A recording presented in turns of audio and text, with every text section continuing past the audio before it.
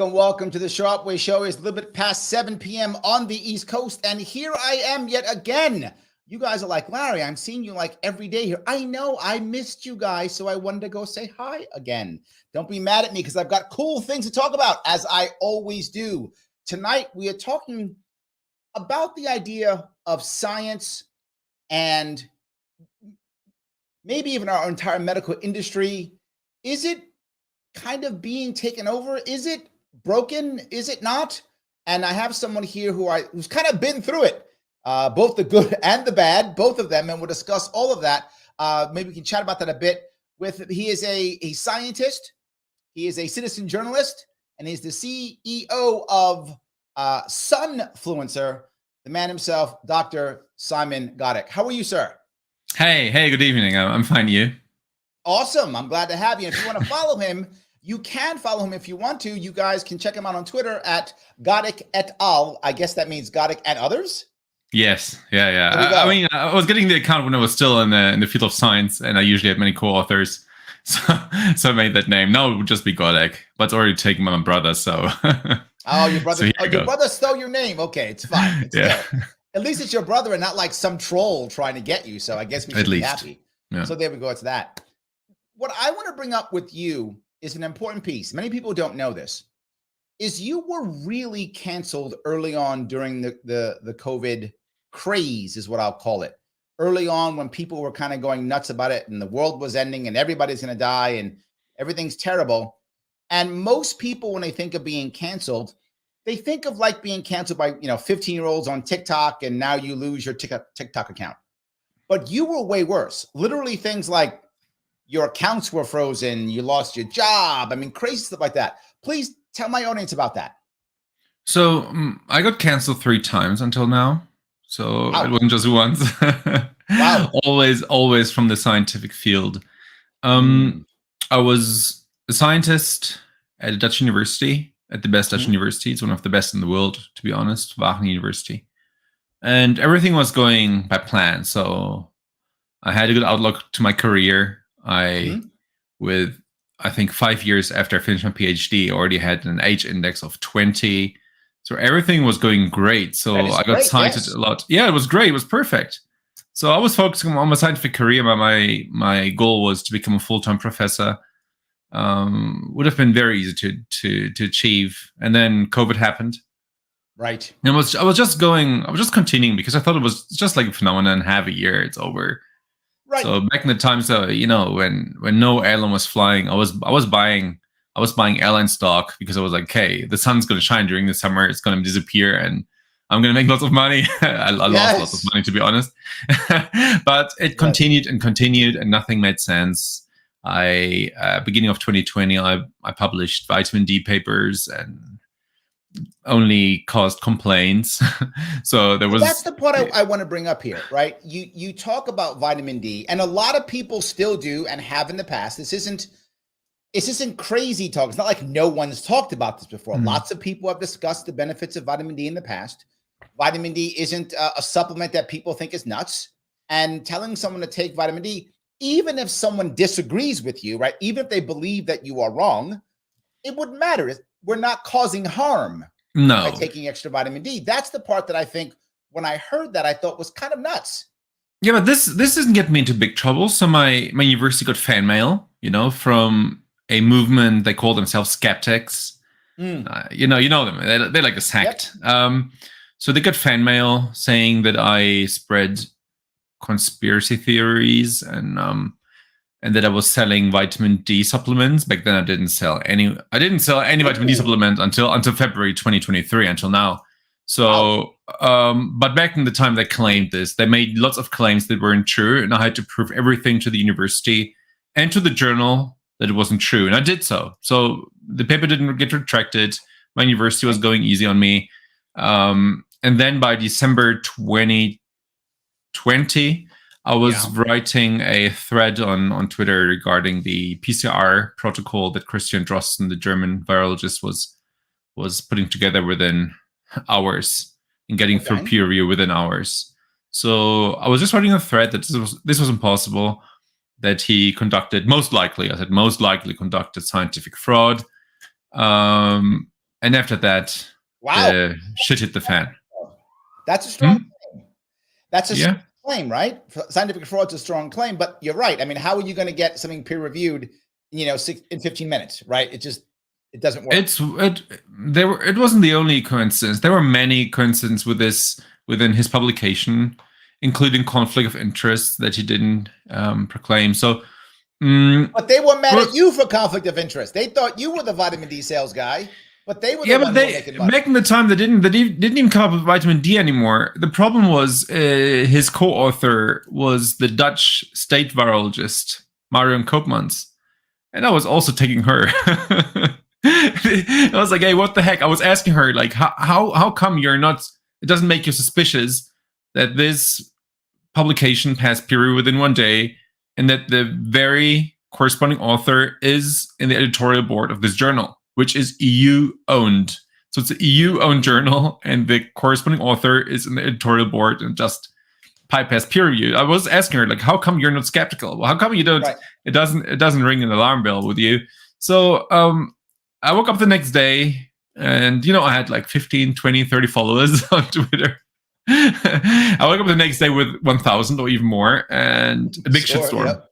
So I got attacked by virologists from the Netherlands, from Rotterdam University and Utrecht University. Virologists, like the same mafia field, I think they're it's mafia. It's a mafia to me. So they attacked me. They didn't even address my arguments. They were just going ad hominem, and they were just texting my university, writing emails. This is the part that I want to bring up here that bothers me tremendously. We are supposed to be in the science world, not about attacks on the individual. It's supposed to be just about the data, right? That's what it's supposed to be about. But my God, I saw in America, obviously, with you in specific, people not saying, okay, his argument is wrong. No, he's a bad guy. Yeah. So don't listen to his argument, not because it's wrong, but because he's a bad guy.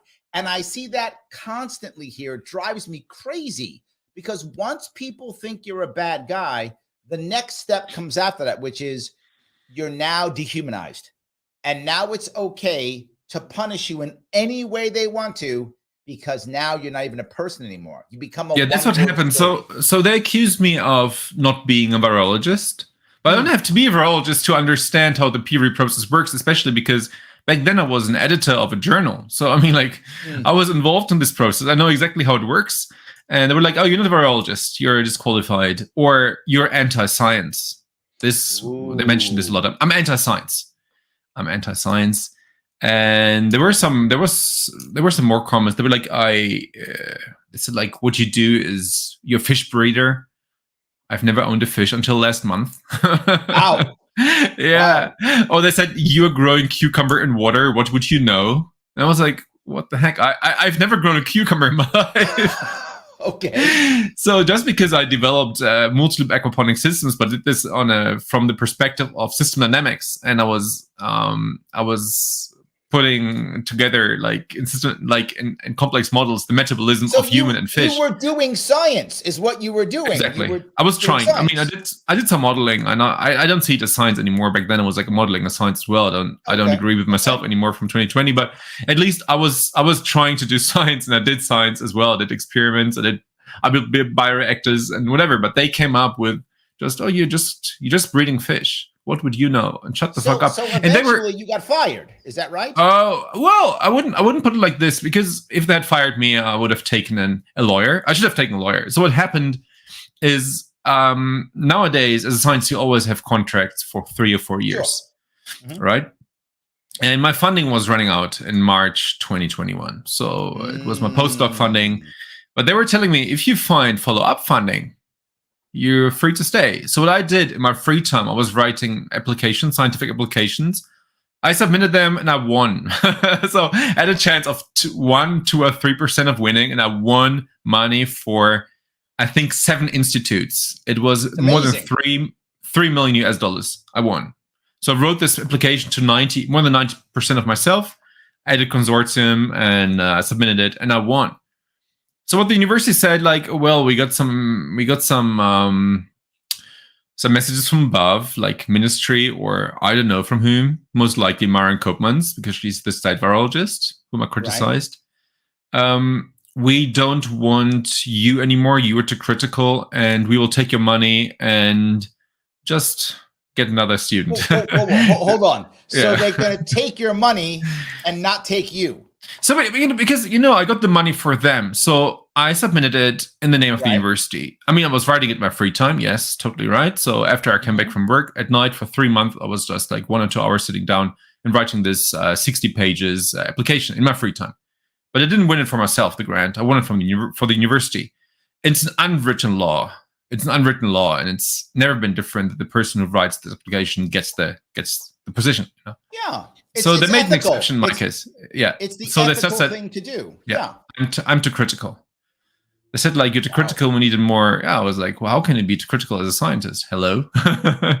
And even publicly, they were like backing me. So their Twitter account got shitstorms, and it's like, no, Simon can say whatever he wants. But at least they, I say they canceled me. So they didn't fire me, they canceled me. They just took the money and got they got someone else. And then I was like contacting other people from the consortium, because there were 7 on the application, and many didn't want me. Same reason. Wow. Same reason, but the Norwegian partner wanted me. Okay. I was like, hey guys, I have social media. You can look it up. I have Telegram. I have Twitter. Twitter wasn't that much back then. It was like 40,000 followers, 45,000. I mean, I have 10 times more now, I think. So but by then they were like, oh, no problem. And so I signed the contract, and actually the day I signed the contract, Twitter banned my account forever. So permaban. Yeah, I mean, like permaban. So I mean, it was good for me because there were no complaints. There were no complaints at all. And the work with this Norwegian research facility, SunFluencer, was great for 1.5 years until I got my Twitter account back.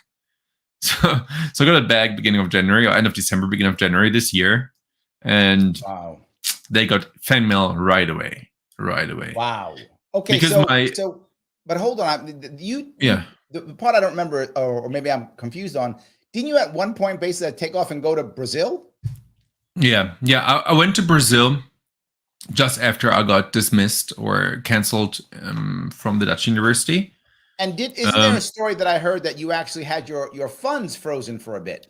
Oh, bank account. But yeah, I mean, bank You're account. Like, oh, whatever. Just took my money. No big deal. What? That's a big deal. But no, they I think they didn't hand back everything yet, but they will. So I'm still mailing with them.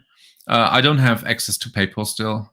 They said like technical issue, but it doesn't resolve. It's not a technical issue. I know it's not a technical issue.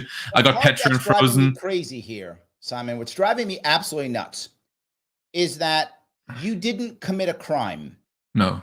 That is what bothers me, right? I mean, if you had killed somebody or robbed somebody or punched somebody in the face or something, right? I don't know, threw someone against the wall because you were mad at them or something. I mean, anything I could say, okay, they're trying to punish you because you committed some form of crime. Yeah, but it's a global issue. Yeah. Yeah, but your crime was actually heresy. That was your crime. It was heresy. Yeah, you would say like 300 years ago it would have been heresy. Yes. Nowadays it's science heresy. But what happened? I went to Brazil because my girlfriend's Brazilian, and I bought a house in the jungle. I have this little apartment here in Sao Paulo just for better internet. And I tried to open a bank account here, and I failed for 1.5 years. So no bank accepted me. But it could have been. We don't know the reason. Could have been coincidence, or could have been whatever. But at least the situation was like this, that I went to Brazil. I bought like my apartment, my house in the jungle with everything I earned until then. And then the Norwegian partner said they would take me. And we agreed that I will stay here in Brazil, and I conduct experiments from here. And I built a research system.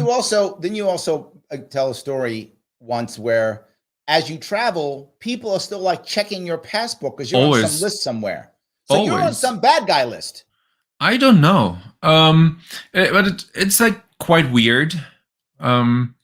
Because I'm an unsuspicious Mm-hmm. European. Oh no. So I was never actually controlled, and now the last couple of times, at least I was traveling, they were checking my passport, not just like when I checked in, not at the border control, but also before boarding once or twice. They were checking my QR codes several Mm-hmm. times, even though they were This is why I get maybe they were not too original, but they didn't figure it out. They were calling my doctors. They were um, like Yeah, crazy that's stuff was going crazy. on. Yeah, Yes. And I know. this part bothers me because people always say, they say it doesn't matter, we can put people on lists. They got to be on registration, just register people. But this is what happens when we start putting people on lists.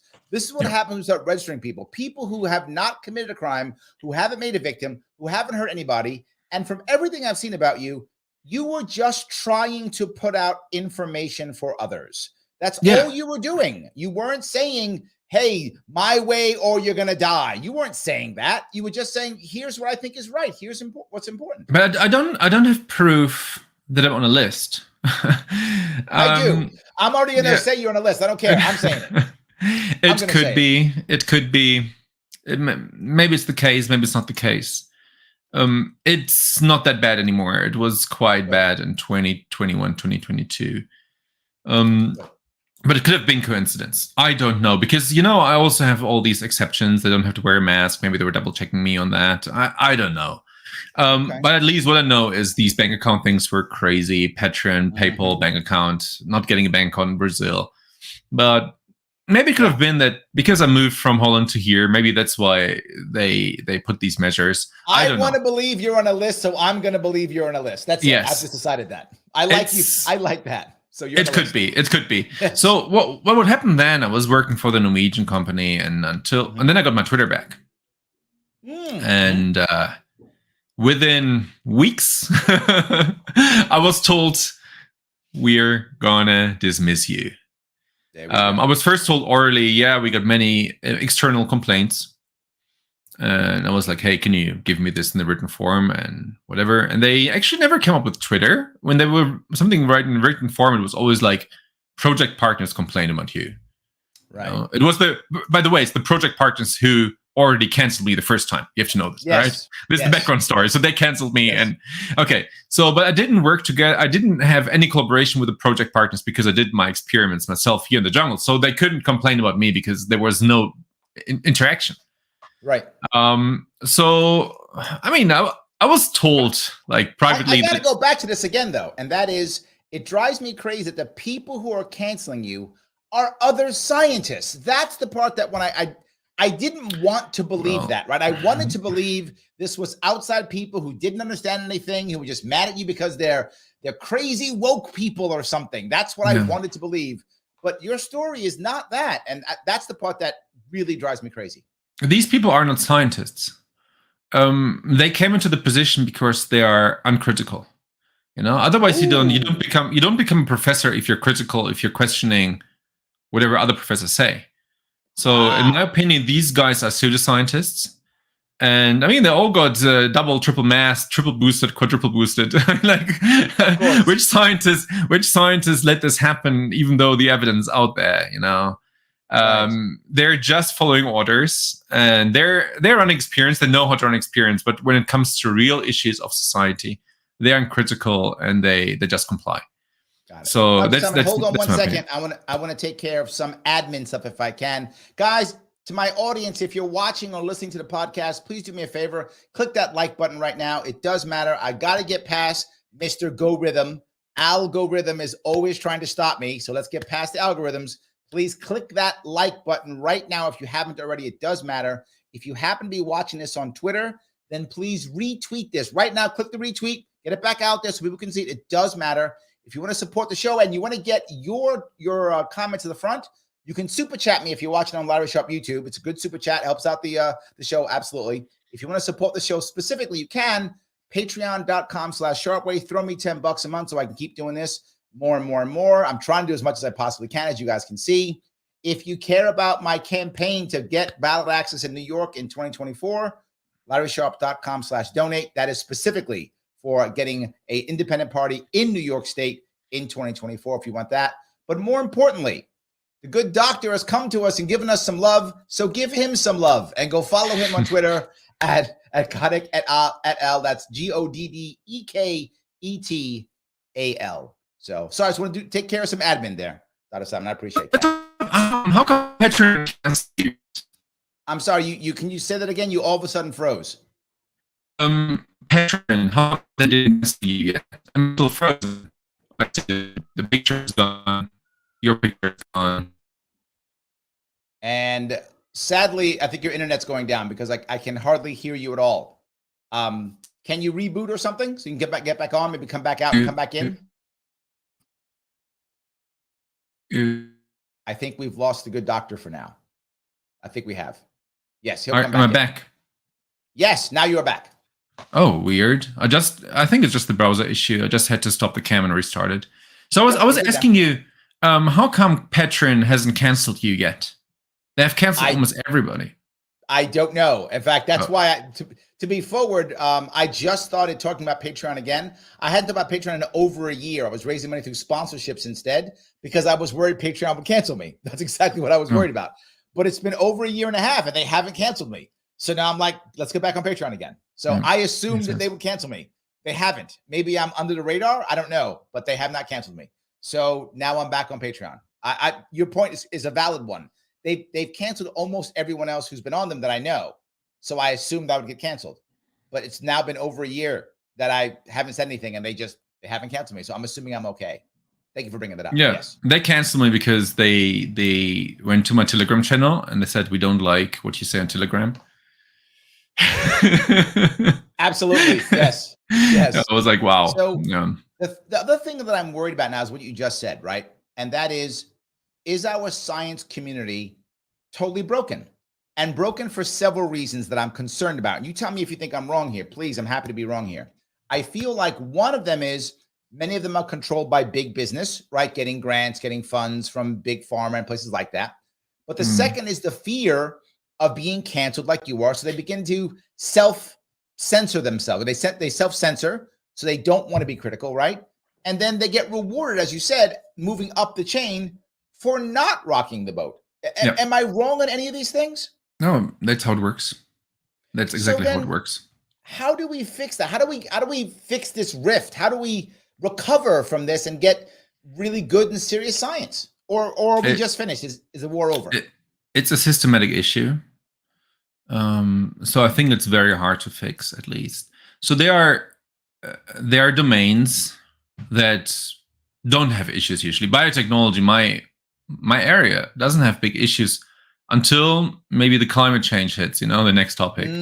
So it might be, but like what I did, bioreactors, etc. There's no wokeism in the field I was part in. So, but you can see what's happening more and more at university. At least I can in Europe. I'm not aware how it's in America, but the social science, gender studies, all these pseudosciences that are taking over academia, they're highly concerning. That's my worry. I agree. Yes. So already they already started putting pronouns in their university mail, Ukraine flags. Yes. all the crazy stuff. And I'm like, what's going on? This isn't all right. We should be neutral and critical. Yes, not that I care if you support Ukraine or not. That isn't my issue. My issue is that shouldn't affect your science, right? Regardless of how you feel about the war in Ukraine, that shouldn't affect your science. Regardless of how you feel about gender studies, it shouldn't affect your science. No. But imagine, imagine me putting a Russian flag into my email footer. I would put a Russian flag because I'm more pro-Russian than pro-Ukraine. I think Ukraine's a super corrupt and fascist country. But so it went so far that the Norwegian research institute I worked for, they didn't accept Russians anymore. So they didn't let Russians work for them. At least that's what I understood. Maybe them. At least that was. I've been told that they cannot allow Russians. They can't even fly to South Africa. I was like having a discussion with them. Oh, let's fly to a meeting via South Africa, and they said like we can't do this because they're part of BRICS, and Russia's part of BRICS, so we can't go to South Africa. So they're totally anti-Russian and pro-Ukraine. So I think the Christmas money went to Ukraine. So usually it goes to the employees. Now it went to Ukraine. Wow. And they said first aid. Of course, they said like civil aid. But once you send money to Ukraine, you know where it goes. Probably into Zelensky's cocaine purchase. Well, I'm sure like 10% gets to the front. Yeah, 5%. That's a good thing. I mean, that's a good thing, but still, it's I think science should be unpolitical, and that's why whenever I worked as a scientist, I didn't express my political how do you say this? Just my opinion, it's my opinion. Just like my sexuality is for myself, my political stuff should be for myself.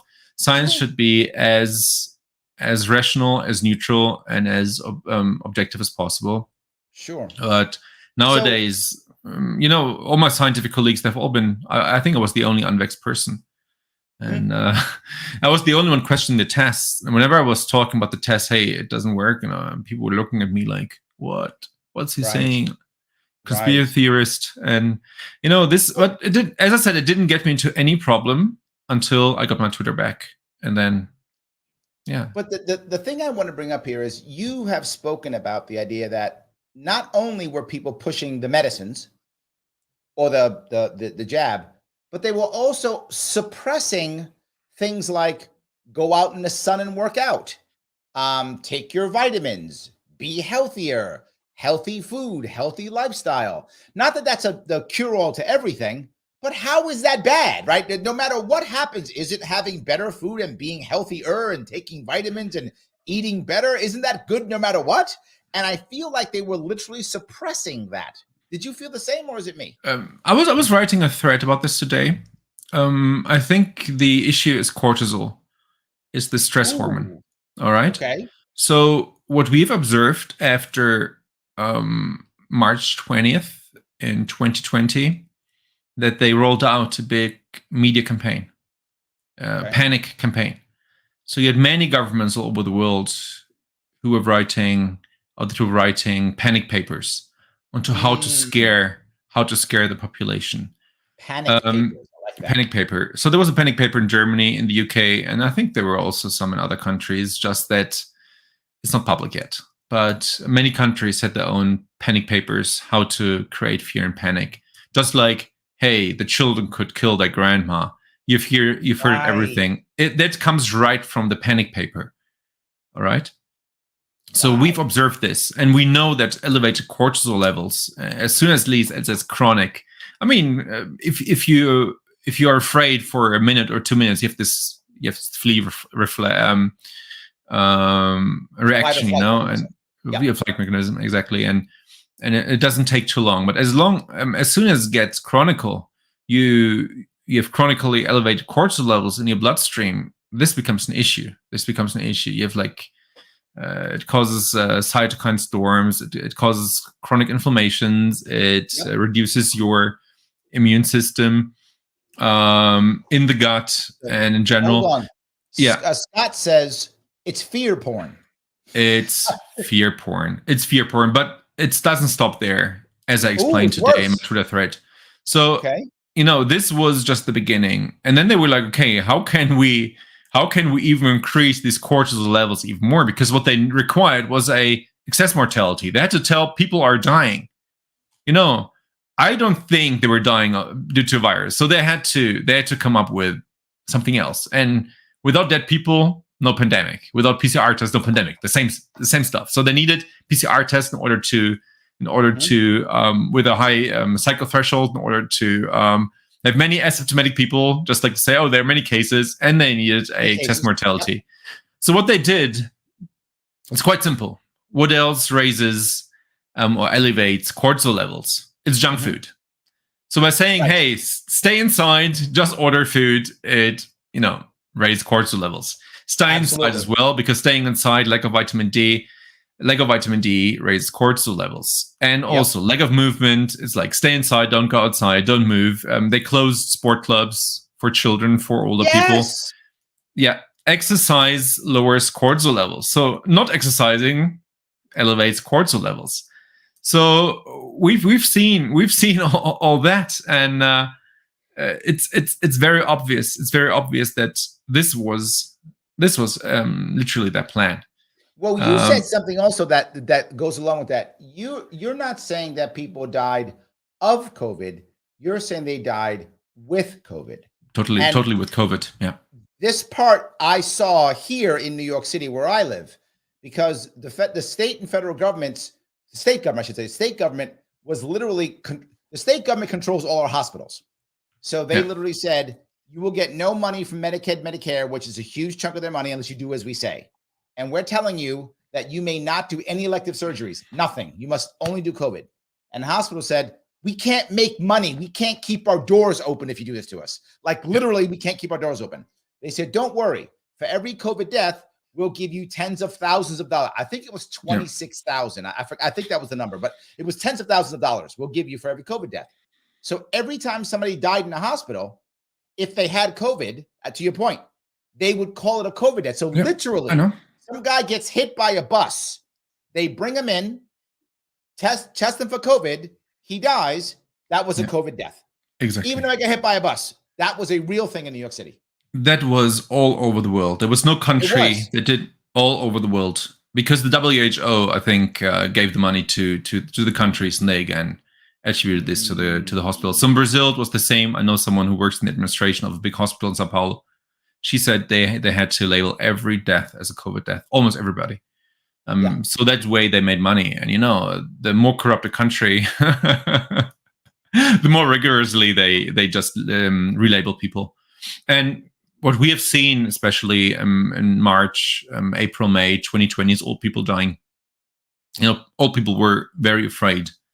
I mean, old people are already afraid of dying. And what we know, I mean, like for decades, for hundreds of years already, is that loneliness raises cortisol levels. And the first thing that she said, like, oh, you can't visit grandma anymore. And then grandma in your elderly home, she was, they were like, maybe she has 1 or 2 more years. And just imagine her being alone, knowing there is some deadly virus out there. The only thing they do is watch TV all day long, and they die because of elevated cortisol levels. So there was no virus killing them. It was stress killing these people. There was fear killing these people. Exactly. And that's why you see this peak in April and May, especially, and afterwards it really goes down. And it comes back when the vaccines were rolled out. So it's something that's quite easy to prove, because it's not just like one measure that caused these elevated cortisol levels, but like several at the same time, orchestrated during a big media campaign, which is still going on. So I could imagine, right? I had 2 people who were older in my life during that time, both in their 80s. And both with pre-existing conditions. One had cancer, had chemo, and the other one had diabetes that she had been dealing with and struggling with for years. And in both cases, they were afraid. You're right. But I went out of my way to still visit them, right? In New York City, I had a car, and that's a big deal. Most people don't have cars in New York City. So I would drive stuff to them.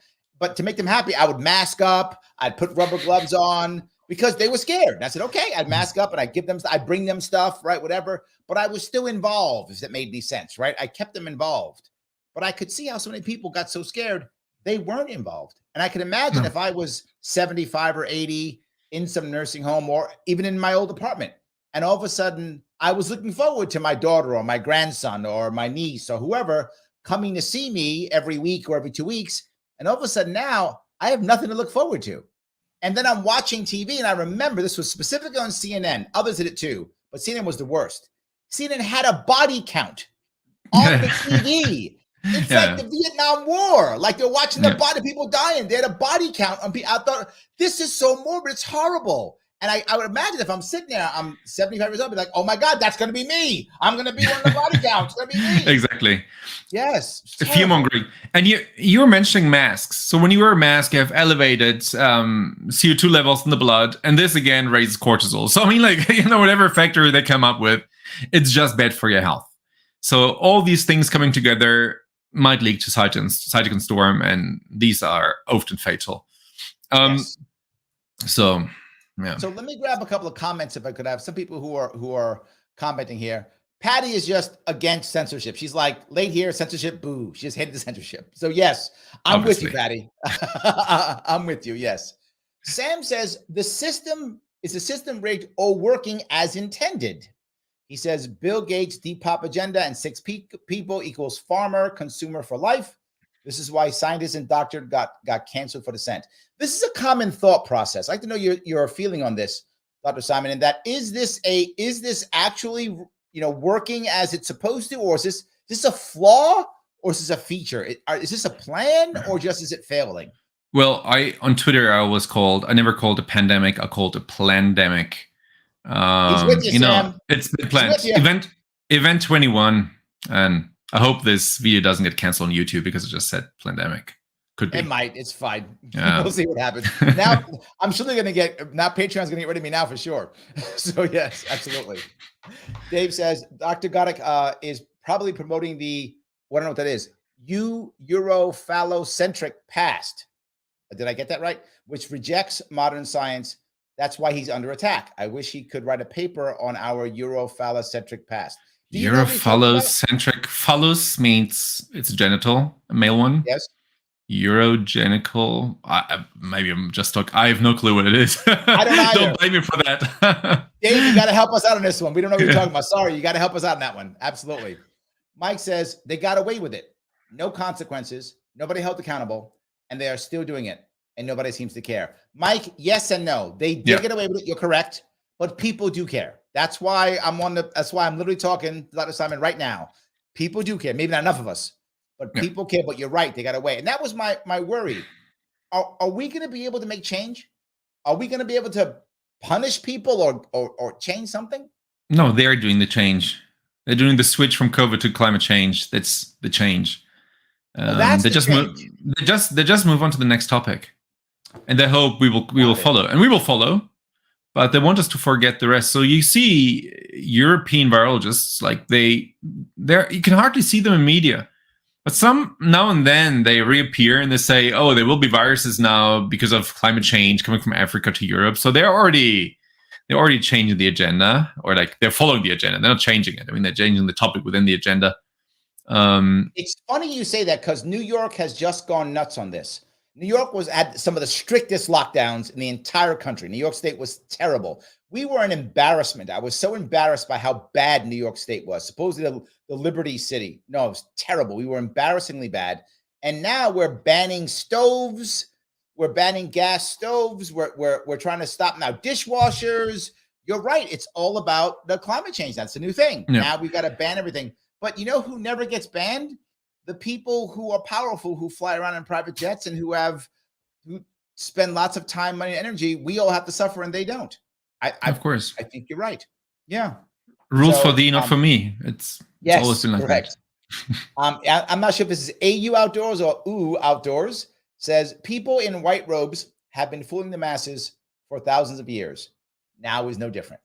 Sure. But they're not supposed to be, right?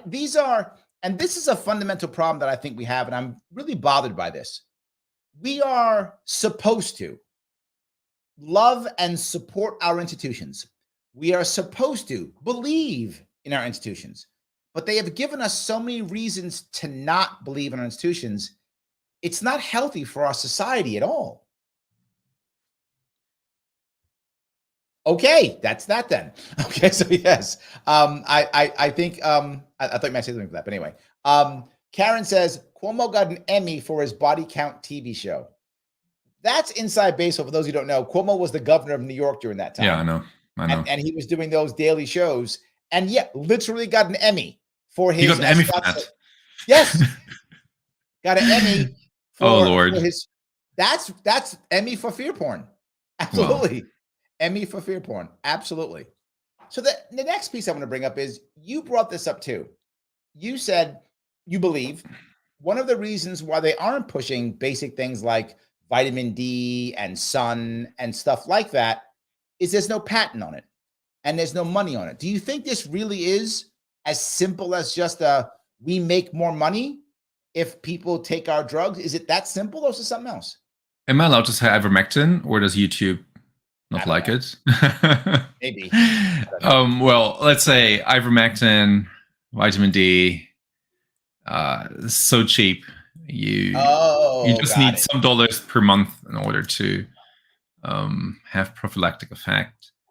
And I think Paxlovid costs $3,000. Oh, So big difference. And it has a negative effect, in my opinion. So the data I've seen. And we know that people with a vitamin D blood serum level of 50 or higher, they don't even get sick. The chance is close to 0 to get sick. And we know that people who, yes.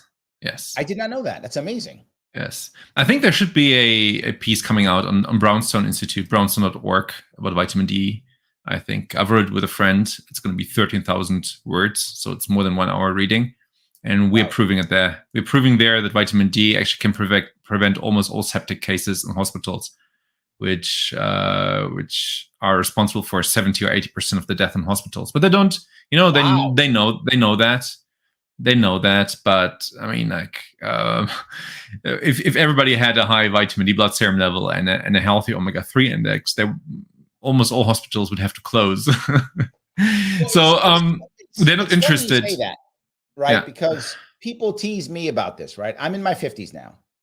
And I went to, I hardly ever go to doctors, ever. The only time I went to a doctor is when I run for office. So I go every 4 years, so that when I do it, that I actually have my medical records in case people ask. So that's why I go to a doctor to get my medical records done. So last year I go, because I ran last year, and they have a sheet you have to fill all your stuff, right? So what are your prescriptions? Well, I have none.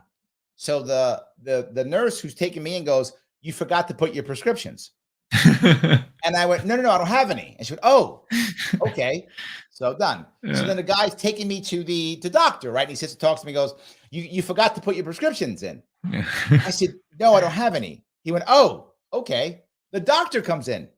"Sir, you have to put your prescriptions in." I said, "I don't have any." 3 times. They asked, they could not believe. Yeah. In the States, it's normal. It's super normal in the United States that people have, I don't have any. And I hardly know people who have any. But in the US, everybody's taking like 10, 20 different pills per day, and they just make it worse. It's crazy that 3 times they looked like, what? They couldn't believe it. So it made me think, to your point, probably everybody else that goes there has some kind of prescription. It's that common. I was in the health industry many years ago, 20 some odd years ago. I used to sell supplements, things like that. So I take a lot of omega-3s. I take vitamin D every day. So I do try to supplement myself up and eat well. I've been in a keto lifestyle for 13 years now. Yeah. So perfect. I don't eat sugar. I don't have carbs hardly ever. I mean, once in a while I might have a little bit, but it's rare I have anything like that. So it's the only way I keep my weight down. And I got COVID, I think 3 times. And I was on the subways, right? I was in New York City, tons of people. I got, and many times, I think 2 or 3 times. And when I got it, I had fatigue for a day or 2, and that was it. Yeah. Nothing else. One time I had it, I didn't even know I had it. I did know I had it. I knew I had it because when I get COVID, sometimes my taste will change. So I'll drink coffee and be like, is the milk is the half and half sour? Oh, damn, got COVID. But weren't these like the symptoms of a normal common cold back then? I remember. Yes. I mean, when I was a child and I got the common cold, I also didn't smell stuff. The taste changes. So nowadays people are just aware of it, and the focus is on the smell and on the taste, and people are like, "Oh, this is COVID." Back in the times, every doctor would be like, "This is just a common cold. Go to class. Don't skip class for this." And nowadays it's like, "Oh wow, you have the common cold. Oh, do 2 weeks of isolation and don't see your parents."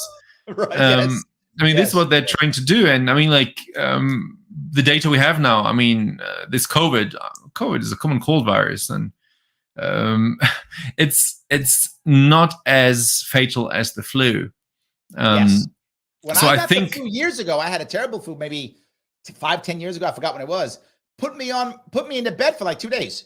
So I did have a bad flu many years ago, far worse than COVID. I mean, it was just that year, whatever it was, that year really hit me hard. And imagine you have like a flu-like common cold, and you have elevated cortisol levels, and already a cytokine storm in your body, and in a immune system which totally shut down. Right.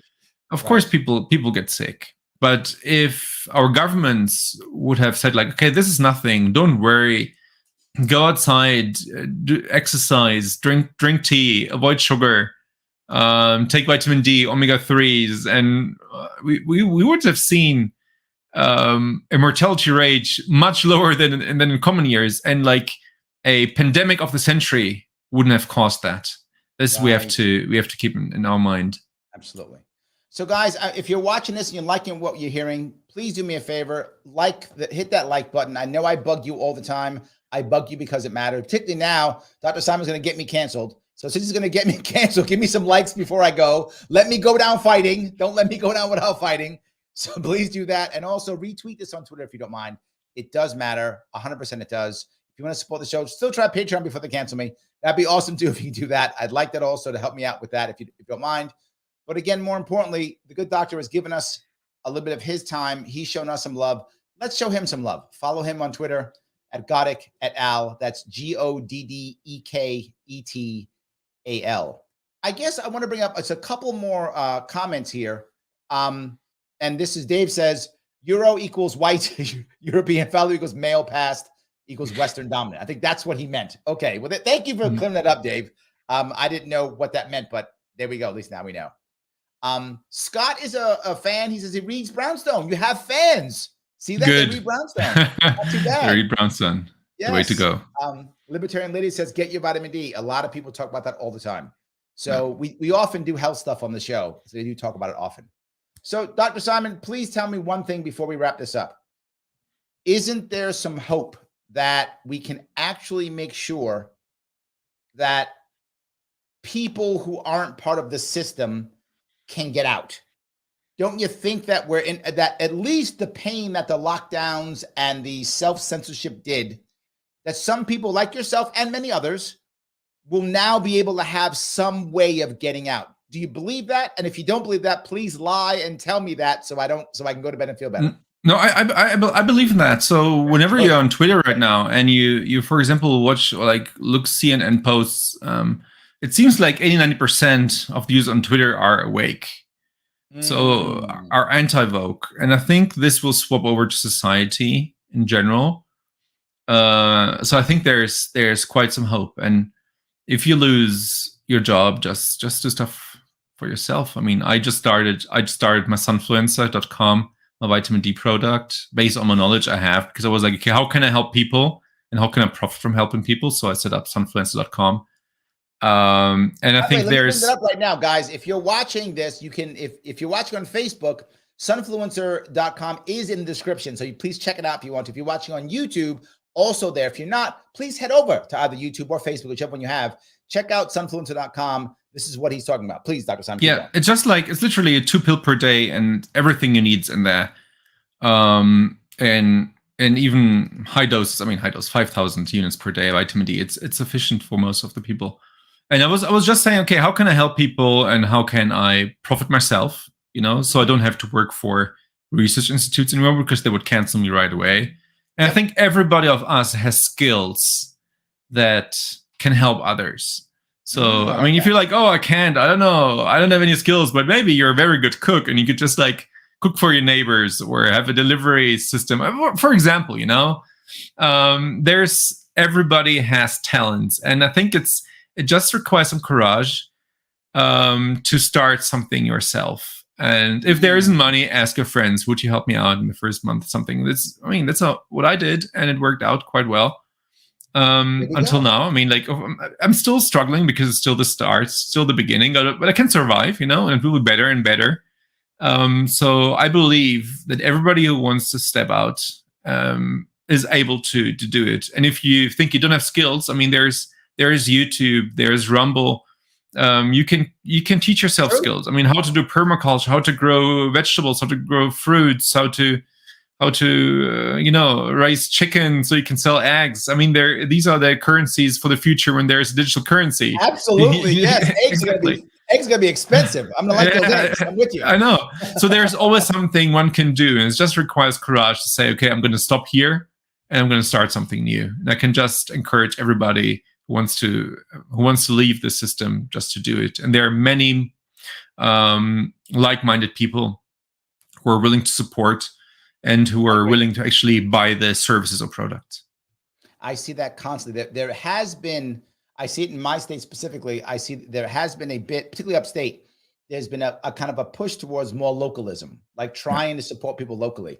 Whenever I cross the state, and I do it often, I cross my state every year, I always go to locally owned businesses, hoping that people will see it, show up, start caring all the time. I completely agree. Excellent. Well, Dr. Simon, thank you so much for giving us a chunk of your evening. I appreciate it. Okay, thank you for having me. Everybody else here who's listening, again, please give him some love, follow him on Twitter, subscribe to the YouTube channel if you like what you're seeing, and please click that like button. I will be back on tomorrow with Forrest Mama. I will be back with her at 3 o'clock tomorrow on Libertarian Drinking Coffee Live. Everybody else,